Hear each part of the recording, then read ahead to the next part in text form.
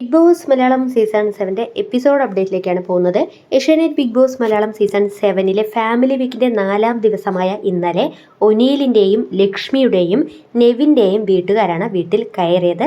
അങ്ങനെ ഈ മൂവർക്കും സംസാരിക്കാനുള്ള ഒരു അവസരം ബിഗ് ബോസ് കൊടുക്കുകയാണ്. അങ്ങനെ ആദ്യം തന്നെ ലക്ഷ്മിയുടെ അമ്മയാണ് വന്നിട്ട് സ്വയം ഇൻട്രൊഡ്യൂസ് ചെയ്യുന്നത്. ആദ്യം തന്നെ ലക്ഷ്മിയുടെ അമ്മ പറയുന്നുണ്ട്, ഞാൻ ലക്ഷ്മിയുടെ അമ്മയാണ്, ടീച്ചറാണ്, അമ്പലപ്പുഴയിലാണ് എൻ്റെ വീട്, നിങ്ങളെല്ലാവരും എൻ്റെ വീട്ടിലേക്ക് വരണം, എല്ലാവരെയും ഞാൻ ക്ഷണിക്കുകയാണ്, ആദിലയെയും നൂറയെയും ഞാൻ എൻ്റെ വീട്ടിലേക്ക് ക്ഷണിക്കുകയാണ്.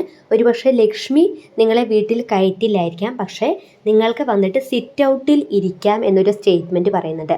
അതായത് നിങ്ങൾക്ക് വരാം, എൻ്റെ വീട്ടിലേക്ക് വരണം, വന്ന് സിറ്റ് ഔട്ടിൽ ഇരിക്കാം എന്നത്. സത്യത്തിൽ എന്തുകൊണ്ടാണ് ലക്ഷ്മിയുടെ അമ്മ അത്തരത്തിലൊരു സ്റ്റേറ്റ്മെൻറ്റ് ഉന്നയിച്ചത് എന്നതിനെപ്പറ്റി എനിക്ക് വ്യക്തമായി ഇപ്പോഴും മനസ്സിലാവുന്നില്ല.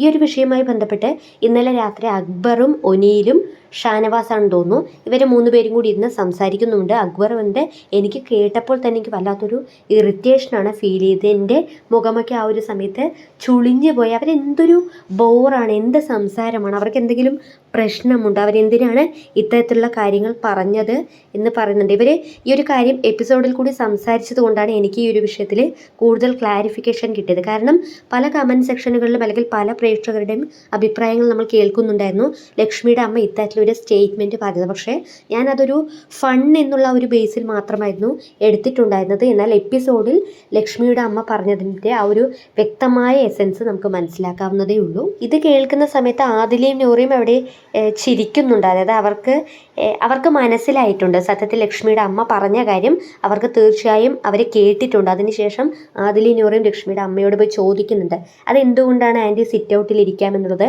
പറഞ്ഞത് എന്ന് ചോദിക്കുമ്പോൾ ലക്ഷ്മിയുടെ അമ്മ പറയുന്നത് അത് വെറുതെ തമാശയ്ക്ക് പറഞ്ഞതാണ് എന്നതാണ് പറയുന്നത്. അപ്പോൾ ഒരു ടീച്ചറായ അല്ലെങ്കിൽ ഒരു അധ്യാപികയായ ഒരു വ്യക്തിയുടെ വായിൽ നിന്നും വരുന്ന അല്ലെങ്കിൽ അത്രയും ക്വാളിറ്റി ഉള്ളൊരു വാക്കല്ല ലക്ഷ്മിയുടെ അമ്മയുടെ ഭാഗത്ത് നിന്നും വന്നിരിക്കുന്നത് എന്നുള്ളതാണ് ഞാൻ മനസ്സിലാക്കുന്നത്. ഇതൊരു പക്ഷേ തമാശ എന്ന് പറഞ്ഞ് നിസ്സാരവൽക്കരിക്കപ്പെടേണ്ട ഒരു വിഷയം അല്ല. കാരണം ലക്ഷ്മി പറഞ്ഞത് ഇവരെ രണ്ടുപേരെയും ഞാൻ എൻ്റെ വീട്ടിൽ കയറ്റില്ല എന്നുള്ളതാണ്. എന്നാൽ ലക്ഷ്മിയുടെ അമ്മ പറയുന്നു വീട്ടിൽ കയറ്റും, എന്നാൽ സിറ്റ് ഔട്ടിൽ ഇരുത്താം എന്നത്.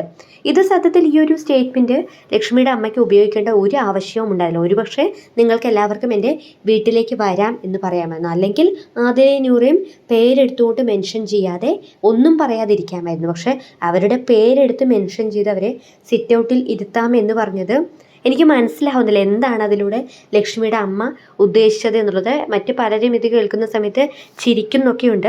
ലോക മലയാളികൾ മുഴുവൻ കണ്ടുകൊണ്ടിരിക്കുന്ന ഒരു ഷോയാണ്. ആ ഒരു ഷോയിലൊരു ഫാമിലി വീക്കിൽ ഒരു കണ്ടസ്റ്റൻറ്റിൻ്റെ അമ്മ വന്ന് ഇത്തരത്തിൽ പറയുന്ന സമയത്ത് പുറത്തത് ഏത് രീതിയിൽ സംപ്രേഷണം ചെയ്യപ്പെടും എന്ന് അറിയാത്തൊരു വ്യക്തി ആയിരിക്കില്ല ലക്ഷ്മിയുടെ അമ്മ എന്നാണ് പേഴ്സണലി ഞാൻ മനസ്സിലാക്കുന്നത്.